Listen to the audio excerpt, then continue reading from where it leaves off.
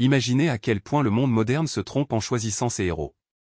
Tout le monde désigne des acteurs hollywoodiens, des joueurs de football ou des rappeurs qui peuvent à peine contrôler leurs propres addictions, les traitant d'idoles, d'exemples à suivre.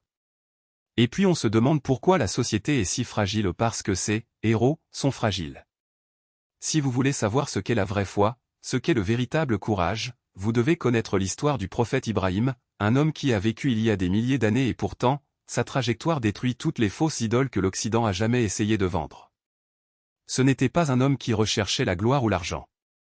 C'était quelqu'un qui faisait face seul à toute sa société, à son propre père, aux idoles et aux faux dieux. Et quand Allah l'a testé avec l'épreuve la plus dure qu'un être humain puisse endurer ou le sacrifice de son propre fils, il ne s'est pas enfui, il n'a pas remis en question, il n'a pas faibli. Il s'est soumis. C'est pourquoi nous nous souvenons de lui encore aujourd'hui. C'est pourquoi son histoire est racontée encore et encore dans l'islam. Parce que cela montre ce qu'est la vraie foi et ce qu'est la masculinité authentique. Et croyez-moi, si vous comprenez le sacrifice d'Ibrahim, vous comprendrez pourquoi l'islam génère de la force, alors que le monde moderne ne produit que de la faiblesse. Revenons au début de cette histoire. Le prophète Ibrahim n'est pas né dans une société paisible et craignant Dieu. Non. Il était entouré d'idolâtres. Son propre père fabriquait des statues devant lesquelles les gens pouvaient se prosterner. Imaginez, le gagne-pain de votre famille provenait de la création d'objets de culte. Et tout le monde autour de lui disait, ceci est la vérité, ceci est Dieu. Mais Ibrahim avait quelque chose que la plupart des hommes d'aujourd'hui n'ont pas, il avait un esprit vif et le courage de l'utiliser. Il n'acceptait pas ce que tout le monde faisait sans se poser de questions. Il a regardé ses idoles et a pensé, attendez une minute. Ce sont des pierres. Mon père les a sculptées de ses propres mains. Comment quelque chose fait par un humain peut-il être Dieu? Arrêtez-vous et réfléchissez au pouvoir de cette question. Aujourd'hui, la plupart des gens, que ce soit dans la religion, la politique ou la culture, suivent la foule. Ils ne veulent pas être ceux qui se lèvent et disent « c'est mal ». Ils ont peur d'être annulés, de perdre des amis, de se retrouver seuls. Ibrahim s'en fichait. Il était prêt à affronter toute sa société. Il observait les étoiles, la lune, le soleil. Il pensa, peut-être que c'est Dieu. Mais lorsque chacun d'eux disparut, il comprit, non, ce ne sont pas des dieux, ce ne sont que des créations. Ils apparaissent et disparaissent. Le vrai Dieu doit avant tout être éternel. C'est ainsi qu'il a trouvé la foi, non pas par une imitation aveugle, mais par la réflexion, la logique et le courage. Et puis vint la confrontation. Ibrahim a brisé les idoles. Tout détruit sauf le plus gros. Lorsque les gens venaient avec colère demander des explications, il répondait, « Pourquoi ne demandez-vous pas à la plus grande idole ?» Peut-être qu'il l'a fait.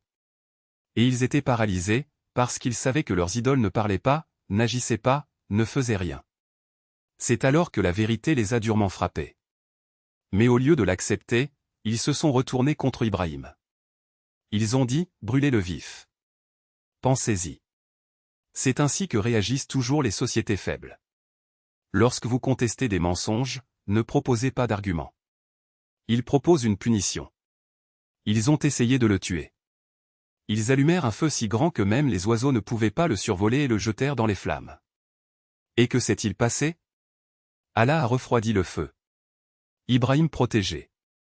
Ce qui était censé le détruire ne l'a pas touché. C'est la leçon. Si vous êtes avec la vérité, si vous êtes avec Dieu, vous n'avez rien à craindre. Le monde entier peut se retourner contre vous et vous resterez incassable. C'est de cette foi dont nous parlons. Il ne s'agit pas d'une croyance diluée, ni d'une philosophie d'entraide. C'est une foi éprouvée par le feu, et Ibrahim a réussi toutes les épreuves. Venons maintenant à la partie de l'histoire qui me laisse toujours sans voix. Parce que, regardez, briser des idoles, affronter son propre père, résister à toute une société, cela demande déjà un courage absurde. Mais ensuite vint le test ultime. Le prophète Ibrahim priait depuis des années pour avoir un fils. Il était vieux, sa femme était vieille. Cela semblait impossible. Et puis Allah l'a béni avec Ismaïl.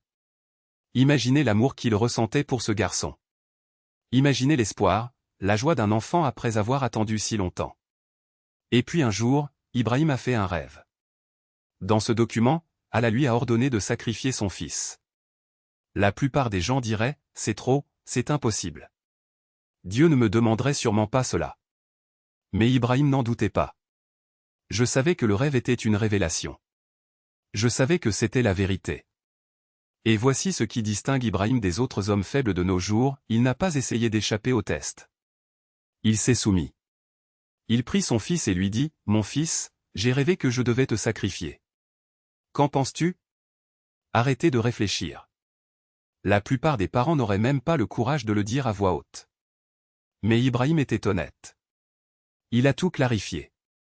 Et le détail le plus impressionnant ? Son fils, Ismaïl, n'a pas survécu. Il dit, « Père, fais ce qu'on te commande. Si Dieu le veut, il me trouvera parmi les patients. Arrêtez maintenant. » C'est un père et un fils, tous deux prêts à tout donner pour Dieu. C'est une force à un autre niveau. Imaginez la confiance. Imaginez la foi.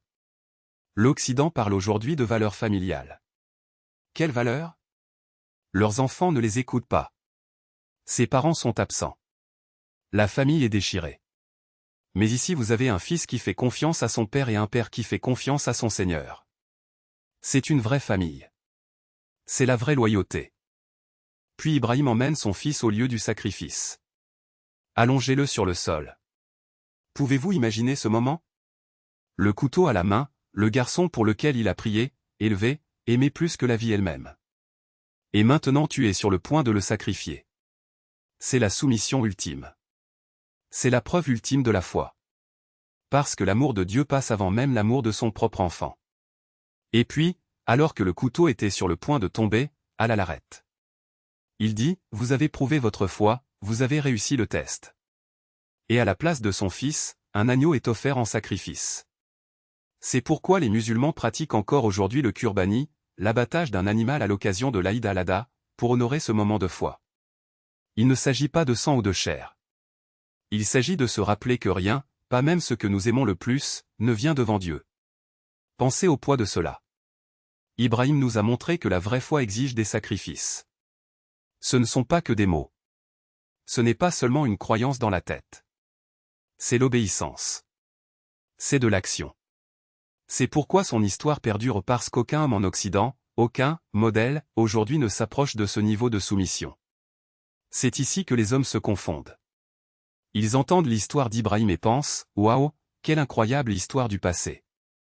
Non, ce n'est pas une histoire. C'est un miroir. Il a été fait pour montrer à quoi ressemble la vraie foi, à quoi ressemble la vraie force. Et quand on le compare au monde moderne, la différence est honteuse. Regardez les hommes d'aujourd'hui, ils ne peuvent même pas renoncer aux jeux vidéo, encore moins à leur propre confort. Ils ne peuvent même pas renoncer à l'alcool. Comment peuvent-ils se comparer à un homme qui était prêt à sacrifier ce qu'il aimait le plus au monde ? L'histoire d'Ibrahim n'est pas seulement un conte ancien. C'est une vocation. Un appel pour chacun de nous à regarder à l'intérieur et à se demander, jusqu'où suis-je prêt à aller pour ma foi ? Quel genre d'homme ou de femme est-ce que je veux être ? Parce qu'en fin de compte, la force ne réside ni dans les muscles, ni dans l'argent, ni dans la gloire. C'est dans la capacité de se soumettre à ce qui est plus grand que nous. Et c'est la différence entre un vrai héros et un simple personnage de fiction. Ce même vendredi soir, alors qu'ils sombrent dans leurs addictions, vous avez le choix.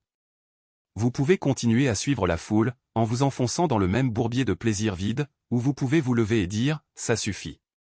Parce que la vérité est qu'aucun homme ne devient grand par hasard. La grandeur nécessite une décision. Cela demande du courage. Cela nécessite de se regarder dans le miroir et d'admettre, je ne suis pas esclave de mes désirs. Ibrahim n'a pas hésité. Quand l'appel est arrivé, il n'a pas posé de questions, il n'a pas douté, il n'a pas cherché d'excuses. Il a agi. Et c'est exactement ce qui manque aux hommes d'aujourd'hui. Vous passez des heures à débattre avec vous-même, à négocier des limites, à justifier vos faiblesses. Encore un épisode, encore une dose, encore une nuit. Mais où est l'honneur là-dedans ? Où est la force ? Un homme qui ne contrôle pas ses pulsions n'est pas libre, il est prisonnier. Et un prisonnier ne sera jamais respecté. Regardez autour de vous. Les rues sont pleines d'hommes qui se disent libres, mais qui ne peuvent pas passer une journée sans leurs vices. Ils ne peuvent pas jeûner, ils ne peuvent pas prier, ils ne peuvent même pas se réveiller tôt. Et puis ils se demandent pourquoi leur vie n'a aucun sens. Pourquoi leurs femmes ne les admirent-elles pas ? Pourquoi leurs enfants ne les suivent-ils pas ? La réponse est simple, parce que vous n'êtes pas des hommes. Ce ne sont que des corps qui se promènent, poussés par leurs instincts, sans but, sans discipline. L'islam ne vous demande pas d'être parfait. Vous demande de vous battre. Puissiez-vous vous lever chaque matin et dire « Aujourd'hui, j'irai mieux ». Puissiez-vous résister à la tentation, non pas parce qu'elle est facile, mais parce qu'elle est juste. Puissiez-vous donner ce qui a le plus de valeur pour vous, votre temps, votre argent, votre confort, non pas par obligation, mais par amour pour Allah. Parce que c'est ce qui fait d'un homme un véritable serviteur de Dieu. Ce ne sont pas de belles paroles, ce ne sont pas de vaines promesses. C'est l'action. C'est le sacrifice. Et ne vous y trompez pas, le monde ne va pas rendre les choses faciles. Le monde tentera de vous affaiblir. Il vous offrira des plaisirs bon marché, des distractions infinies, des excuses faciles. Vous le méritez, détendez-vous, personne ne le saura. Mais un homme de foi sait que ce sont là les pièges de Shaitan. Il sait que la vraie liberté ne consiste pas à céder, mais à résister. Il ne s'agit pas de suivre la foule, mais de marcher seul, si nécessaire, sur le bon chemin. Ibrahim n'a pas suivi la foule. Il a suivi Allah. Et c'est pourquoi, des milliers d'années plus tard, son nom résonne encore dans les mosquées, dans les prières, dans le cœur des croyants. On ne se souvient pas de lui pour sa richesse, ni pour sa puissance, ni pour sa popularité. On se souvient de lui pour sa fidélité. Pour avoir été ferme. Pour être un homme qui, lorsque Dieu le demandait, n'hésitait pas.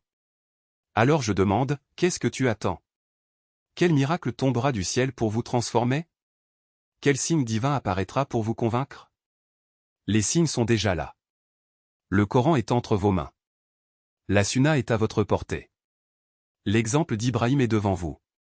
La seule chose qui manque, c'est votre décision. Allez-vous continuer à traîner ou allez-vous vous relever?